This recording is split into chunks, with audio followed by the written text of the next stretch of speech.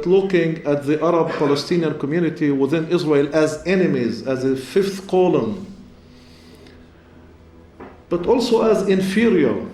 I'm really excited that MEMO is organizing this conference focusing on our community, on the Arab-Palestinian community within Israel.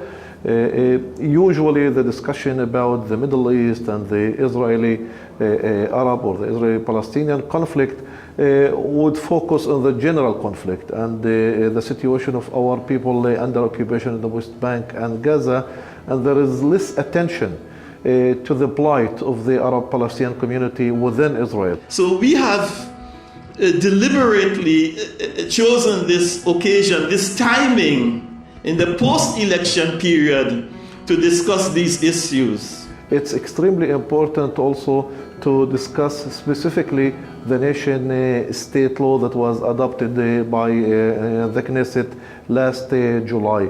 Since the establishment of the state, tens of laws have been adopted by Israel that discriminate against the Arab citizens of Israel, basically categorizing them legally and officially as a second or third class citizens. The conference is extremely important. The topic is one of the major developments within the legal, political Israeli arena. It will have a significance on the level of the Palestinians within the Green Line, on the Palestinians in the occupied territories, as well as the Palestinian refugees.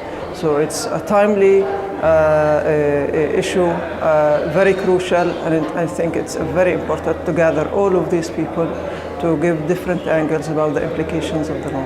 We want to show solidarity with all Palestinians, whether they are citizens of Israel, whether they're in the West Bank, Gaza, wherever they are.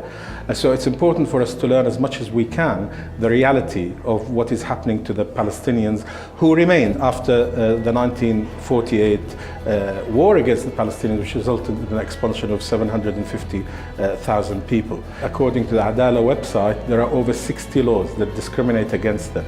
We know that the Palestinian Bedouins, who are citizens of Israel, are having the villages demolished. They haven't even been recognized as villages, but they're also being demolished. And by extension, we want to see the relationship between the Palestinians within the 1948 areas and other Palestinians, because the Palestinians are one people. The title is quite revealing, Present Absentees. I think the interesting thing about Palestinians inside Israel is that they have to navigate between these two spheres where, on the one hand, they're absent, and on the other, they're present inside Israel. And that's a difficulty for Israel. They'd rather they were entirely absent. So Israel has been dealing with this problem of conceding them a little presence in effectively Palestinian reservations in their 124 communities where they're supposed to live in a kind of residential apartheid system. But the danger for Israel is trying to find ways to stop them becoming too present. So Israel is creating a system, and this is what I'm going to talk about, that is more like white-era apartheid South Africa. The category that the Israeli state invented for a large number of Palestinian citizens in the late 1940s as present absentees is actually one that fits perfectly its fabricated claim of democracy, a claim that is present in Israeli propaganda and fully absent in Israeli law. Thank you.